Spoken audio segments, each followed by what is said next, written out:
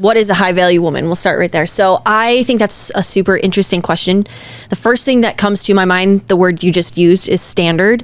I think so many women like the idea of saying that they have high standards for themselves, for their relationships, for their mothering, their parenting, their job, etc. I think they say it just because it sounds good instead of actually truly setting the standard and living up to that. I think that's the first really big deal. I think another big, kind of to go back to that one question that woman had answered on or given you on TikTok, I think a big reason why you were able to stop the cheating, stop whatever. Yes, ultimately you made that choice. You were like, you saw me and the girls and you were like, all right, I'm doing this. I'm intentionally going all in, which is awesome.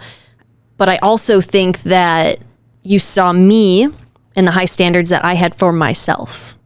And you're like, okay, like, this is not a woman to be messing around with. This is serious. She's fun. She's laid back, but she's taking care of what she needs to do.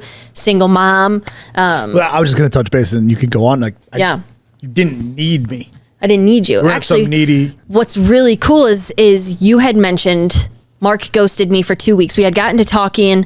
He was figuring things out in his life and we had gone on a couple dates and things were going really well. They were fun. He was still dealing with stuff from a really toxic relationship before then. Toxic life in general. But what was really cool is after those two weeks, I didn't text him. I didn't talk to him. I was just like, well, dang, this kind of sucks. Like if he doesn't want, I thought we were having a fun time and everything was going really great. Maybe I thought different. And then I texted him after those 2 weeks and I was like, so you're really not going to talk to me ever again? ?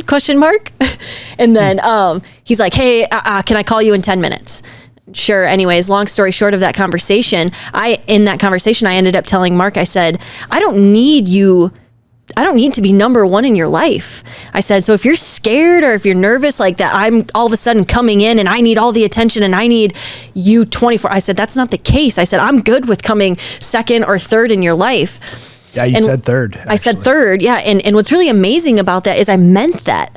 I was good. I was taking care of everything that I needed to take care of on my own. I loved myself. I loved where I was going in my life. I had worked through a lot of traumatic things that had happened before in my life and I was working through it and I was healthy and I was working out.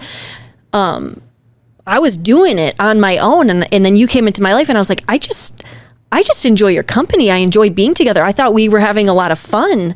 And in that moment, I know that you told me right after I said that I don't need to be your number one. I remember you saying like, oh, were you trying to pull some like reverse psychology on me or something? Because automatically then I shot to number one on his list and he was like, I have to do whatever I can do to provide for this woman.